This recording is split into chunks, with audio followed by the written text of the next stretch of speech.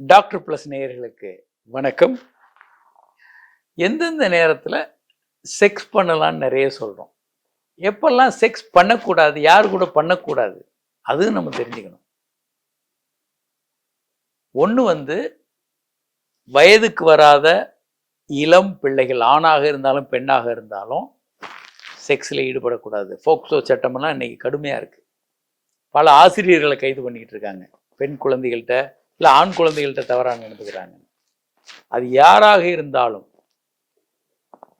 குழந்தைகள் வயதுக்கு வராத ஒரு 16 வயதுக்கு உட்பட்ட 17 வயதுக்கு உட்பட்ட குழந்தைகள்கிட்ட நீங்கள் தவறாக நடந்துக்கிட்டீங்க, அவங்க விருப்பப்பட்டு நீங்கள் செக்ஸ் ஈடுபட்டாலும் அது குற்றம்.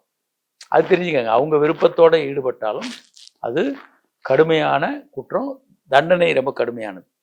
அவங்ககிட்ட வயதுக்கு வராதவர்களோட அவங்க விருப்பம் இருந்தாலும் ஆண் பெண் 2 பேர்ட்டையும் ஈடுபடக்கூடாது. இரண்டாவதாக, மனநலம் பாதிக்கப்பட்டவர்கள், அவங்க என்கிட்ட சொன்னாங்க, ஒத்துக்கிட்டாங்க, இது எதுவுமே செல்லாது. மனநலம் பாதிக்கப்பட்ட பெண்கள் கர்ப்பமாகிறத பல இடங்களில் பார்க்குறோம். பாவம், அவங்க சுற்றி தெரிஞ்சுக்கிட்டு இருப்பாங்க, அந்த ஊரில் அவங்க கர்ப்பமாயிருப்பாங்க. இது குற்றம். இவங்களோட உறவில் ஈடுபடக்கூடாது. அவங்களுடைய ஒப்புதலாக இல்லை, உண்மை அல்ல. மூன்றாவதாக, அந்த பெண்ணுக்கோ ஆணுக்கோ மருந்துகளை கொடுத்துட்டு அவங்க மயக்கத்தில் இருக்கும்போது உறவுல ஈடுபடுறது, இது முற்றிலுமாக தவிர்க்கப்பட வேண்டும். நான்காவதாக, பாலியல் தொற்று உள்ளவர்களோட உறவு கொள்ளக்கூடாது. உங்களுக்கு பாலியல் தொற்று இருந்தால் மனைவியோட உறவு கொள்ளாதீங்க. மனைவிக்கு பாலியல் தொற்று இருந்தால், அல்லது வேறு விலை மாதர், வெளியே யாரோ ஒருத்தர் எக்ஸ்ஆர் ஒய், அவங்க பாலியல் நிலை என்னன்னு தெரியல, அவங்க பாலியல் தொழிலாளியாக இருக்காங்க, இல்லது அந்த மாதிரி அவங்களுக்கு பலரோட தொடர்பு இருக்குது, இந்த மாதிரியான சூழலில் அவங்க பாலியல் ஸ்டேட்டஸ் என்ன, HIV பாசிட்டிவாக இருக்கலாம், பால்வினை நோய்கள் அவங்களுக்கு தொற்று இருக்கலாம், இந்த வாய்ப்பு இருக்குது. அப்படின்னும் போது உறவு கொள்ளாமல் இருக்கிறது ரொம்ப ரொம்ப முக்கியமான ஒரு விஷயம். அது ஆபத்தானது. ஏன்னா நீங்கள் தேவையில்லாத HIV போன்ற நோய்களை இதன் மூலம் உங்களுக்கு பெற்றுக்கொள்ள முடியும். அல்லது பால்வினை நோய்கள் மெஜாரிட்டியை குணப்படுத்திடலாம், HIV குணப்படுத்த முடியாது. வைரஸ் நோய்கள் கொஞ்சம் இருக்குது, அதை குணப்படுத்த முடியாது.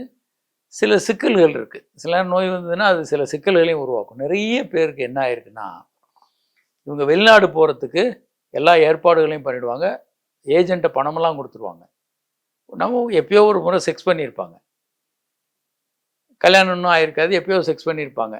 டக்குன்னு பிளட் டெஸ்ட் எடுத்து வெளிநாட்டுக்கு கிளம்ப ரெடி ஆகும்போது VDRL பாசிட்டிவ்னு வரும், பால்வினை நோய் இருக்குன்னு வரும். நிறைய பேர் அப்படி இருக்காங்க, ஆயிரக்கணக்கில் அப்படி இருக்காங்க, மாட்டிக்குவாங்க. பணமும் போச்சு, அவங்களால அந்த வெளிநாடும் போக முடியாது. பல நாடுகளில் இவங்களை உள்ளே விட மாட்டாங்க, எடுக்க மாட்டாங்க, வேலைக்கு எடுக்க மாட்டாங்க. இவங்க சுற்றுலா பயணியாக போயிட்டு வரலாம், ஆனால் வேலைக்காக போகும்போது மருத்துவ டெஸ்ட்டில் ரிஜெக்ட் ஆகிடும். அதனால் இளம் பிள்ளைகள் ரொம்ப கவனமாக இருக்கணும். யங்ஸ்டர்ஸ் தேவையில்லாத உறவுகளை ஈடுபடக்கூடாது. அடுத்து டிபி நோய் போன்ற நோய்கள் இருக்கிறவங்க ஆரம்ப கட்டத்தில் அவங்க இருமும் போதோ வாயில் இருக்க எச்சில் மூலமாகவோ உங்களுக்கு டிபி நோய் பரவலாம். அதனால் டிபி நோய், காச நோய் இருக்கிறவங்களோட ஆரம்ப கட்டத்தில் செக்ஸே ஈடுபடக்கூடாது. அது குணப்படுத்தின பிறகு பண்ணுறது நல்லது. அல்லது அட்லீஸ்ட் ஒரு மாத்திரையை அவங்க எடுக்க ஆரம்பித்து 1 மாதம் 2 மாதம் கழித்து ஸ்பூட்டம் நெகட்டிவ், டிபி சளியில் இல்லை, வரல அப்படின்னு நெகட்டிவ் வந்த பிறகு வேணால் ஈடுபடலாம்.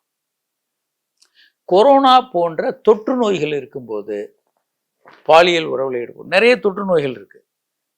அதில் முக்கியமானது உயிர்கொல்லி, சில ஆபத்தான நோய்கள் கொரோனாவில் இருந்தது. கொரோனா போன்ற ஆபத்தான தொற்று நோய்கள் இருந்தால் அப்போது நீங்கள் ஈடுபடக்கூடாது. இதெல்லா நேரங்கள்லையும் கவனமாக இருக்கணும். நம்ம இவற்றையெல்லாம் அவாய்ட் பண்ணணும். கண்டிப்பாக உறவு கொள்ளக்கூடாது. இதை நம்ம கவனத்தில் வச்சுக்கணும். ஸோ எப்பெல்லாம் ஈடுபடலான்னு நம்ம பேசுகிறோம், எப்பெல்லாம் ஈடுபடக்கூடாதுன்றதை நம்ம தெரிந்து வைத்திருக்கணும். அது ரொம்ப ரொம்ப முக்கியமானது.